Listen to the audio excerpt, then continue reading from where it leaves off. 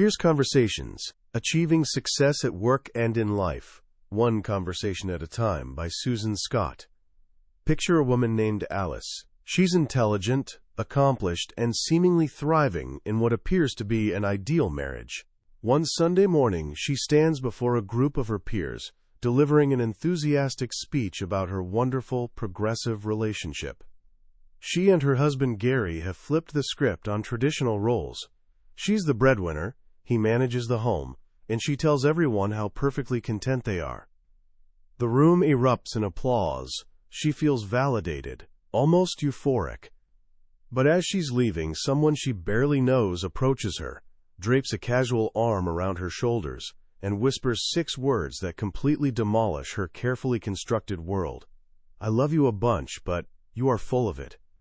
He continues, "This isn't working for you, Alice. You despise this whole arrangement, and you've lost all respect for Gary. What are you pretending not to know?" And in that single, jarring moment of unfiltered honesty, Alice realizes something devastating. He's absolutely right.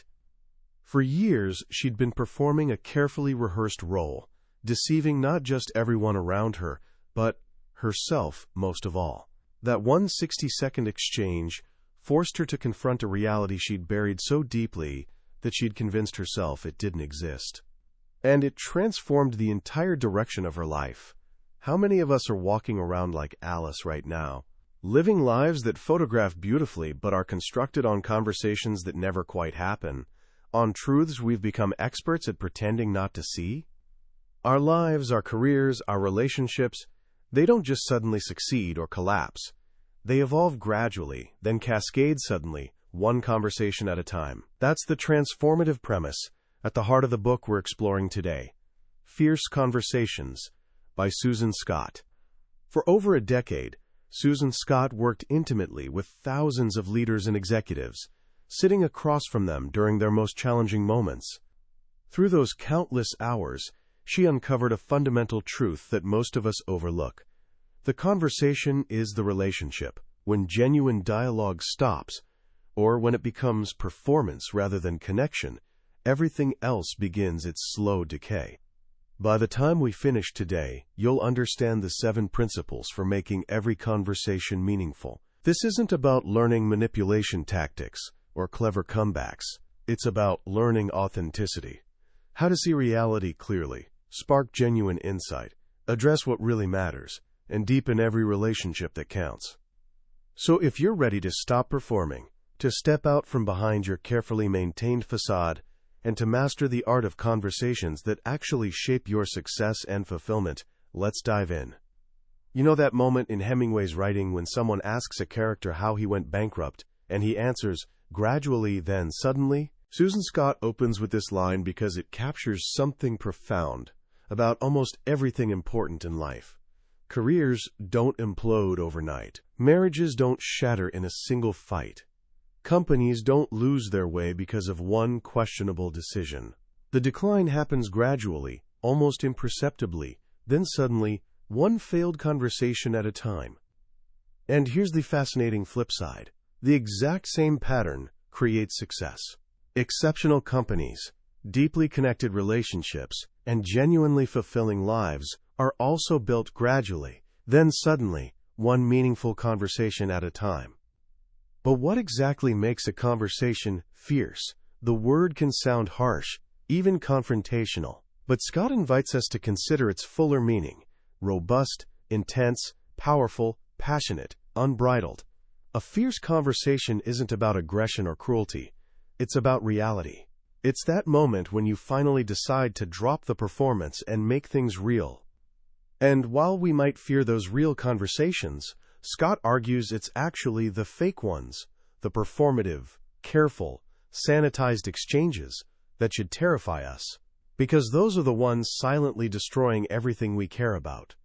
So where does transformation begin? With the first principle, which might be the most challenging. Master the courage to interrogate reality. Think of your company, your family, or your team as a giant beach ball covered in different colored stripes: blue, red, yellow, and green. Now imagine you're running a company, and you spend your entire day standing on the blue stripe. Everything in your field of vision is blue. Your strategy, your priorities, your entire perspective, all blue. So naturally, when you're discussing the company's direction, you describe it as fundamentally blue. But your chief financial officer lives on the red stripe. All she sees are concerning cash flows and budget warnings. Her world is red. So she carefully suggests, I understand your blue strategy, but I'm seeing quite a bit of red over here. Should we discuss that? Meanwhile, your head of manufacturing is standing on the green stripe. He knows this new initiative is going to create absolute chaos on the production floor, but he stays quiet. He doesn't want to be labeled negative, and besides, the meeting's almost over. And your lead engineer? She's on the yellow stripe, sitting on a brilliant idea that could change everything, but the last time she spoke up, she got dismissed, so she makes herself small and invisible, saying nothing. What you end up with is what Scott calls the corporate nod. The leader asks, so what does everyone think? And around the table, heads bob up and down in agreement. Meanwhile, inside everyone's heads, thought bubbles are screaming variations of, this is a complete disaster, and we're driving straight off a cliff. But outwardly, just polite, silent nodding. The plan moves forward based on a single, incomplete version of reality, the blue stripe. And when it inevitably crashes and burns, everyone wonders what on earth went wrong. Here's the truth. Nobody owns the complete picture. Not the executive, not the parent, not you, not me. We each hold one piece of it. We each see one stripe on that beach ball.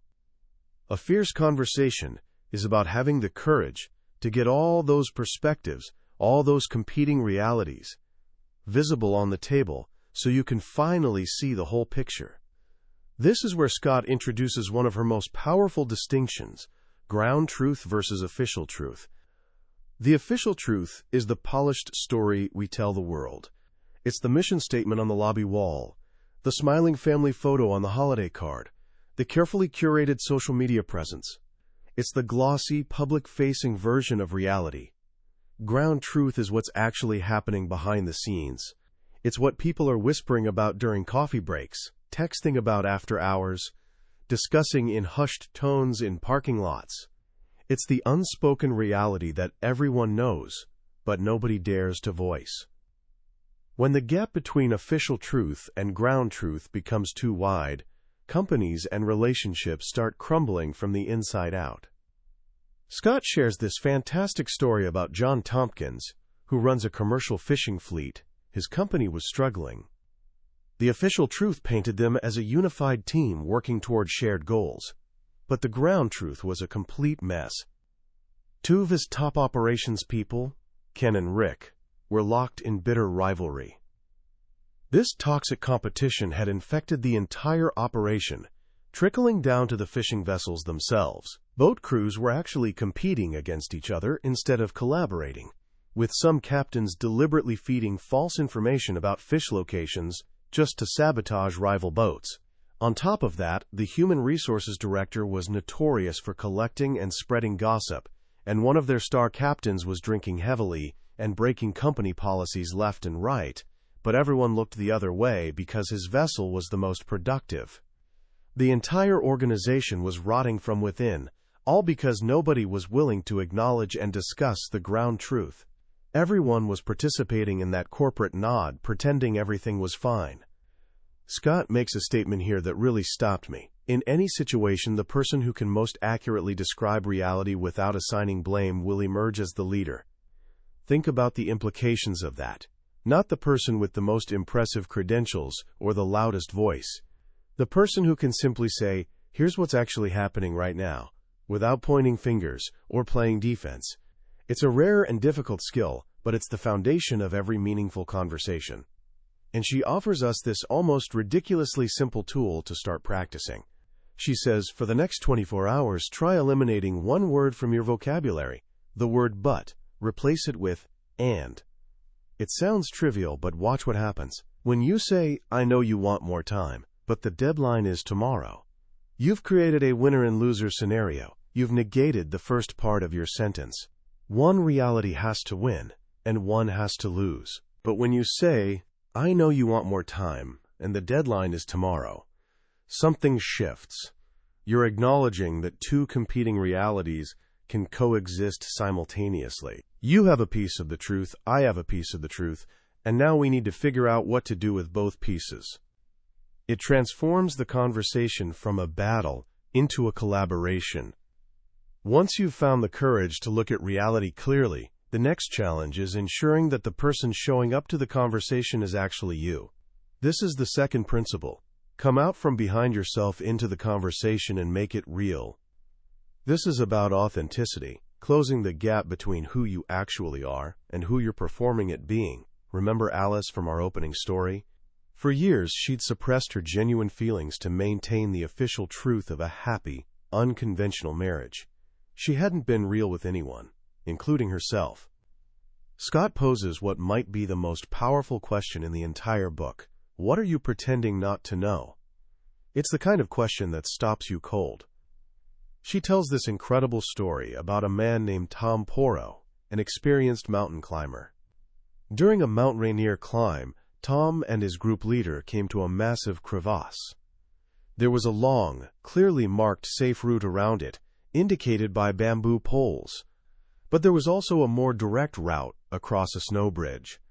It was a sunny afternoon, the snow was melting, and the safe path was obvious. But Tom, impatient and eager to save time, announced, "I vote for the snow bridge," and started across without even roping up properly. The bridge collapsed beneath him. He plummeted 7 stories, shattering ribs, fracturing his cheekbone, breaking his ankle with each sickening impact against the ice walls. He survived only by miraculous chance. He landed on a tiny 3-foot ledge in the darkness. When his friend Don visited him in the hospital, Tom, barely conscious with severe facial injuries, muttered, "That crevasse came out of nowhere." And his friend, in a moment of fierce compassion, held up a photograph of the crevasse and said, "It didn't come out of nowhere, buddy. What the hell were you pretending not to know?" In that moment, Tom realized that the way he'd approached that crevasse, head down, impatient, ignoring obvious risks to save a few minutes, was exactly how he approached his entire life, and it had nearly killed him. How many of us do exactly this? We pretend not to know that our most important client is unhappy. We pretend not to know that our best employee is burning out. We pretend not to know that our most important relationships are drifting apart, because acknowledging these things would force us to have difficult conversations. To help us navigate these conversations, first with ourselves and then with others, Scott introduces a foundational tool she calls the mineral rights conversation model. The name came from a workshop participant who observed, "If you're drilling for water, it's better to drill 100-foot well than 100 one-foot wells." This model is designed to drill deep into a single crucial issue. It's built on 7 powerful questions. Step 1. Identify your most pressing issue. Step 2. Clarify the issue. What's actually going on? How long has this been happening? Step 3. Determine the current impact. How is this affecting me? How is it affecting others? What emotions am I experiencing? Step 4. Determine future implications. If absolutely nothing changes, what's likely to happen? What's really at stake here? Step 5. Examine your personal contribution. How have I helped create or perpetuate this problem? Step 6. Describe the ideal outcome.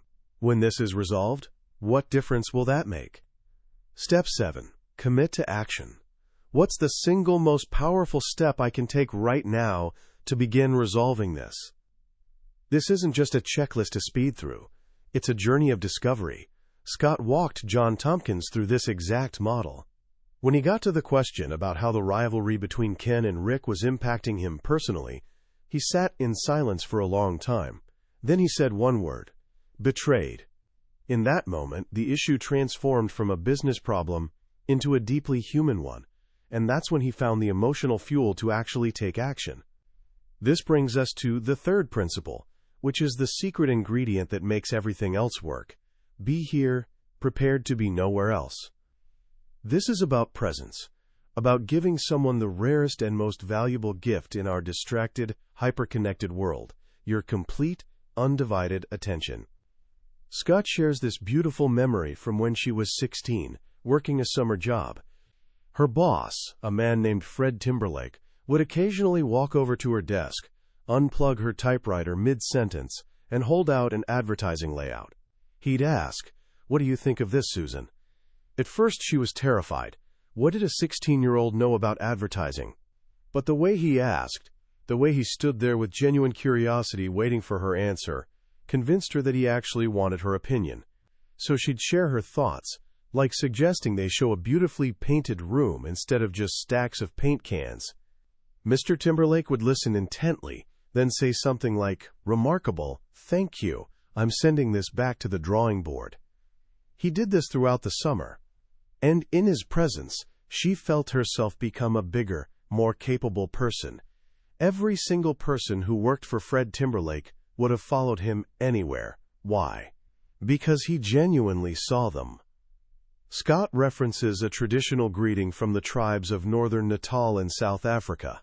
The phrase is "Sawubona," which literally translates to "I see you." The traditional reply is "Sikona," meaning "I am here." The order matters profoundly. Until you see me, I don't fully exist.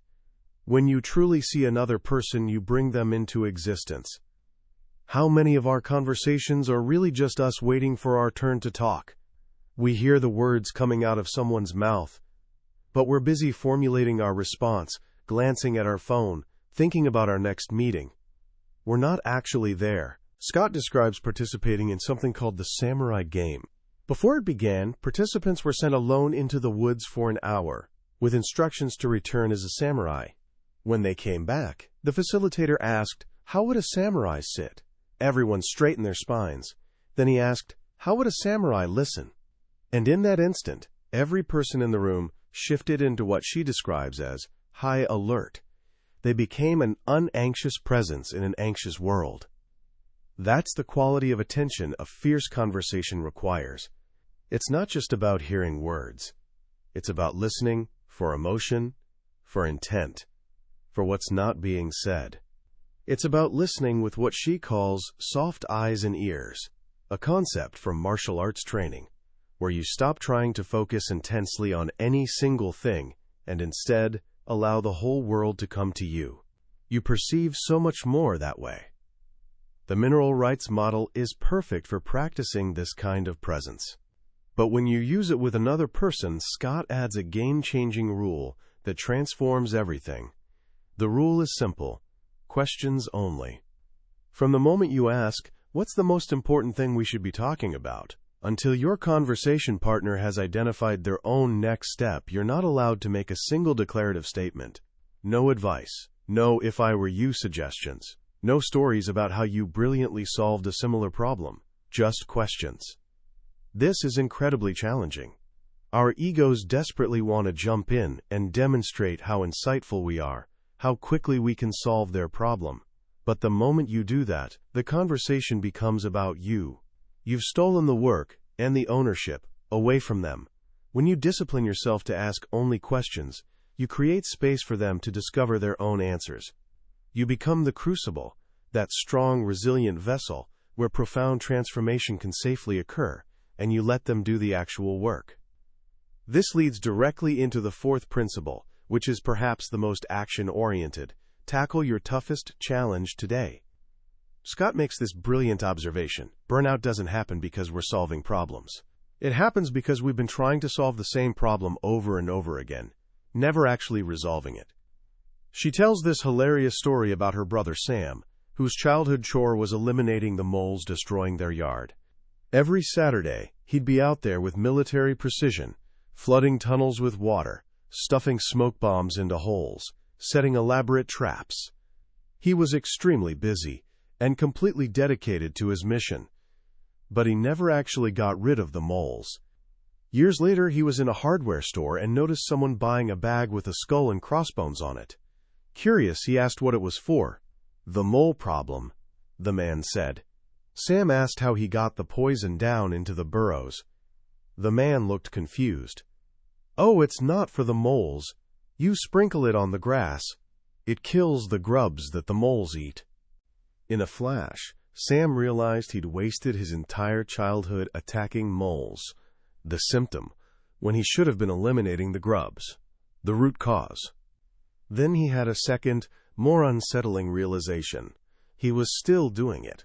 His entire professional life as a manager was one continuous cycle of mole whacking. Employees would appear at his door holding a problem, saying, "Boss, we've got an issue."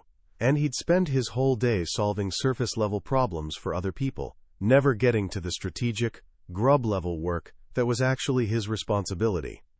Tackling your toughest challenge means giving up mole whacking and taking up grub hunting. And often, the biggest grub in any organization or relationship is a behavior that desperately needs to be confronted. This is where most of us would rather do literally anything else. We'd prefer to reorganize our entire filing system than confront another person. We're terrified we'll hurt their feelings, they'll become defensive, or they'll reject us. But here's Scott's insight.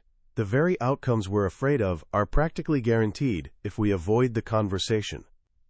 The problem will escalate, emotions will eventually explode, and the relationship will be damaged anyway. It'll just take longer and be far messier. So how do we actually do this? First, we need to completely reframe what confrontation means. The Spanish prefix con means with. So to confront literally means to be with, in front of something. It's not about attacking someone. It's about standing side by side and examining the issue together. A confrontation, she insists, is simply a search for truth. To guide us through this, she provides a brilliant step-by-step model for crafting a 60-second opening statement. You prepare this in advance, practice it out loud, and it ensures you deliver your message clearly, cleanly, without destructive emotional load. The model has 7 components. 1. Name the issue. I want to talk about the effect your leadership style is having on the team. 2. Select a specific example. When John asked questions yesterday, you told him you didn't have time for private tutoring. 3. Describe your emotions. I'm deeply concerned and honestly fearful of the consequences. 4. Clarify what's at stake. A valued long-term employee is considering leaving. I'm not prepared to lose good people. 5. Identify your contribution to the problem. My role in this is that I should have brought it to your attention sooner. 6. Indicate your wish to resolve the issue. What I want to resolve with you is the effect of your leadership style on team morale. 7. Invite your partner to respond. I genuinely want to understand what's happening from your perspective. Please talk to me. Scott shares this powerful story about Sam, a software CEO, and Jackie, his new project lead, who was brilliant but toxic. Jackie was a genuine, quote, miracle worker who never missed deadlines, but her behavior was poisoning the entire team. She belittled people, had public temper tantrums, and morale was plummeting. Sam's best employee was about to quit, rather than work with her for another 7 months. Sam was terrified of confronting her, but he prepared his 60-second opening statement, practiced it, delivered it exactly as planned, and then, this is crucial, he genuinely listened. And this is where the genius of the model reveals itself. Because he wasn't attacking her, because he'd owned his part of the problem, and because he'd authentically invited her perspective, Jackie eventually opened up. She admitted she was terrified. There was a critical glitch in the software that nobody, including her, knew how to solve, and her professional reputation was on the line. Her anger was actually a mask for her fear.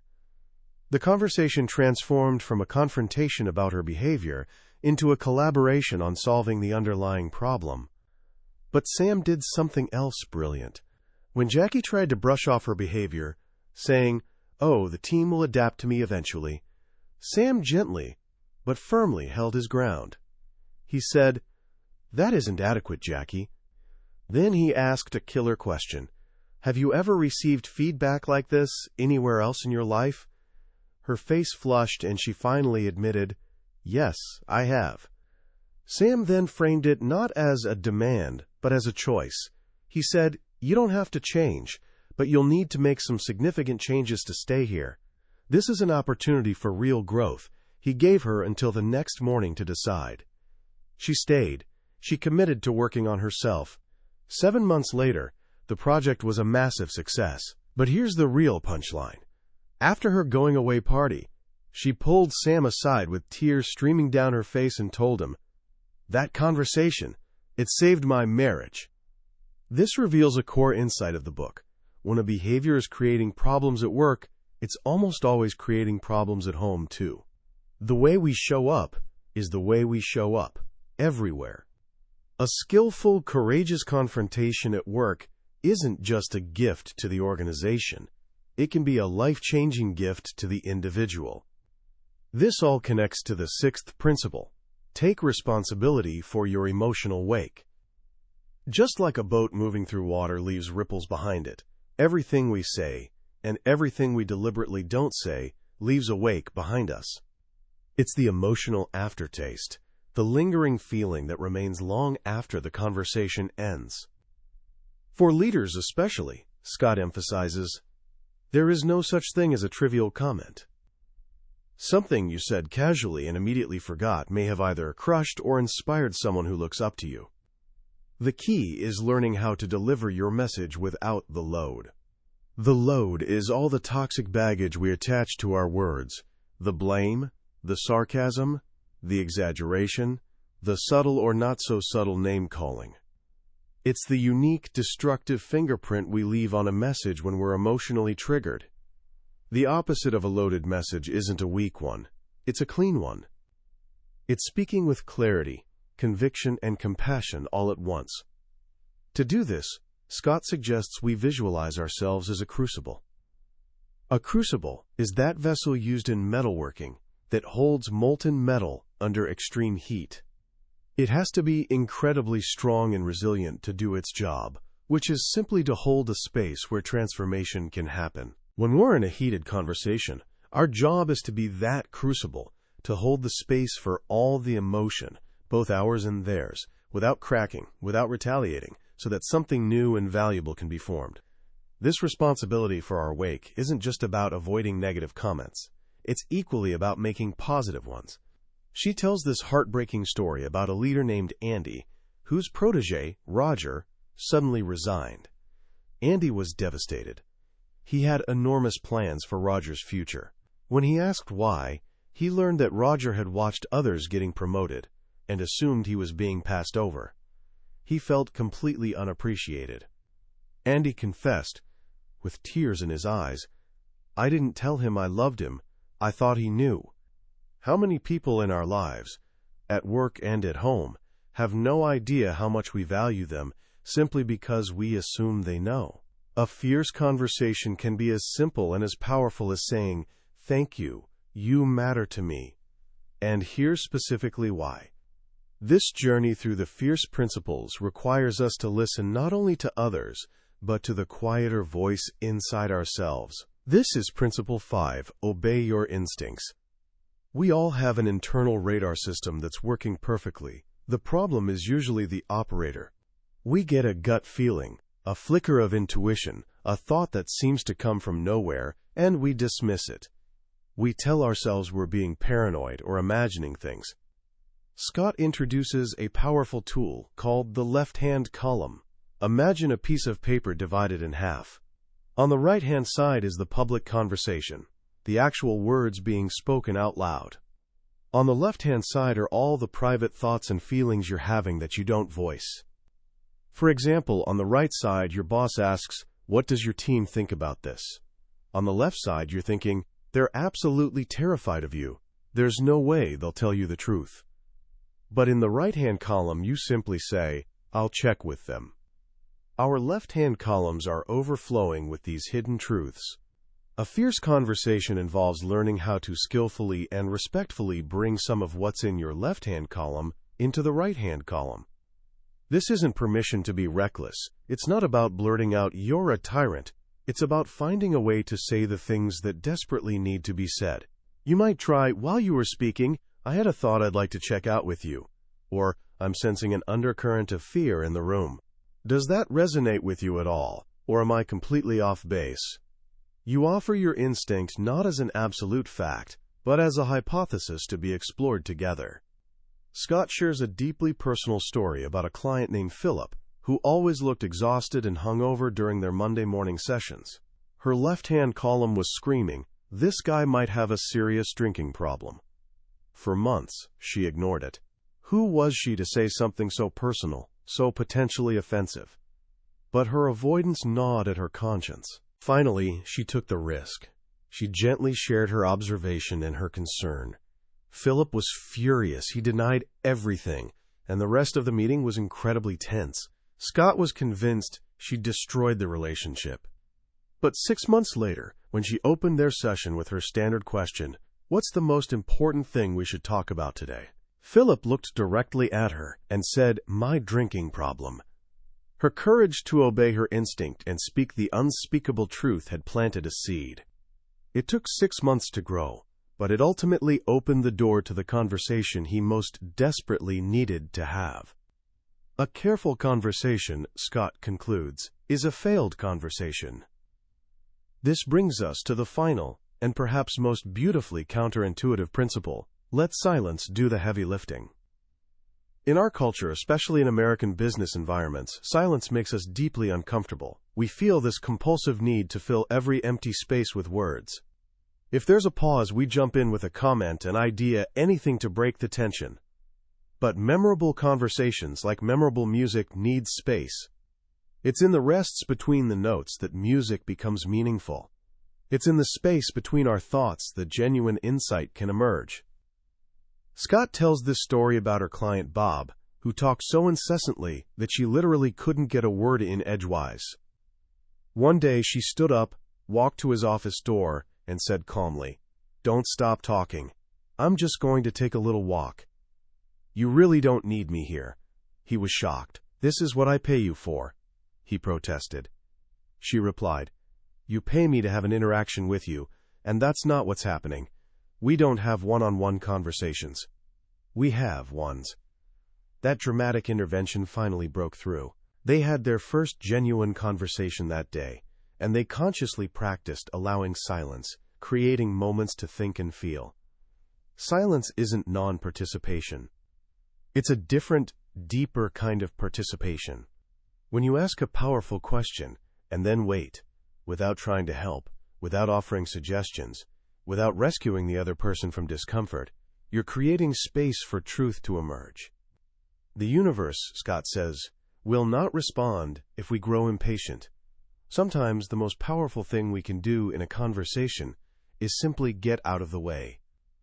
Of course, she distinguishes this from dangerous, passive-aggressive silence, the cold shoulder, the silent treatment. That kind of silence is a weapon. The silence of a fierce conversation is a tool. It's an invitation. Perhaps if I close my mouth, you'll open yours. Ultimately, all 7 principles aren't just communication techniques. They're a way of being. They're an invitation to show up in your own life, fully, authentically, and courageously. To have conversations that leave you feeling awake, alive, and genuinely connected, not just to others, but to yourself. As we step back and look at the full landscape of fierce conversations, what's the one big idea that continues echoing long after you've finished? For me, it's this profound realization. The world we experience is a world we have literally talked into existence. Our reality isn't something that just happens to us. It's something we create and sustain, moment by moment, through the quality of our dialogue with ourselves and with others. Susan Scott doesn't just offer a toolkit. She offers an entirely new philosophy for living. It's a philosophy that challenges the polite, comfortable, and ultimately sterile way most of us have been taught to communicate. We're told not to make waves, to take the high road, to avoid confrontation at all costs. But Scott reveals that this avoidance is precisely what sinks the ship. The high road is often just a convenient excuse for not taking the direct road. What makes this book genuinely powerful is that it's not about becoming a better talker. It's about becoming a better listener, first to the world around you, and then, most importantly, to the world inside you. It's about developing the courage to hear your own instincts, to feel your own emotions fully, and to bring that authentic self into your interactions. The models, The beach ball, mineral rights, the confrontation script aren't rigid formulas to be followed mechanically. They're guardrails for courage, providing structure that allows you to step into conversations you've been dreading with a sense of safety and purpose. In a world that's increasingly noisy, distracted, and superficial, the call to have fierce conversations feels more urgent than ever. It's a call to slow down, to be genuinely present, to value silence, and to believe that the truth, spoken with clarity and compassion, is the most powerful force for positive change we possess. This isn't just a business book, it's a life book. It teaches us that the path to a better company, a stronger relationship, and a more authentic self is paved with the conversations we're finally willing to have. So how can you start putting these powerful ideas into practice today? Here are 3 simple actions you can take right now. First, for the next 24 hours, consciously practice replacing the word but with and. When you're talking to a colleague, a family member, or a friend, notice how this tiny shift changes the energy of the conversation, from conflict to collaboration. Second, identify just one conversation you've been avoiding. You don't have to have it yet. Just take 10 minutes and use the 60-second opening statement model to write down what you would say. Name the issue, pick a specific example, describe your emotion, clarify what's at stake, own your contribution, state your wish to resolve it, and invite their response. Just the act of preparing will give you a profound sense of clarity and control. And third, in your very next conversation, intentionally let silence do some of the heavy lifting. After the other person speaks, pause and silently count to 3 before you respond. Don't rush to fill the space. Just breathe. Notice what happens in that quiet moment, for them and for you. That was a summary of Fierce Conversations by Susan Scott. We've covered the main ideas today, but I have to be honest, listening to a summary is like looking at travel photographs. It can show you beautiful sights, but it can't give you the feeling of actually being there. The real magic of this book happens in the quiet moments of reading, when one of Susan Scott's stories or a single powerful question connects with your own life in a way you never expected. This summary is your preview, designed to help you decide if this journey is one you want to take yourself. If anything we've talked about has sparked something in you, I genuinely encourage you to grab a copy. Reading it isn't just about gaining knowledge. It's an experience that can genuinely transform the way you connect with the world. You can find a link to the book in the description below. Also, if you found this summary valuable and want to continue exploring transformative books, please take a moment to like this video and subscribe to the channel. It helps us know we're on the right track and ensures you won't miss our next deep dive. Let's keep learning and growing together.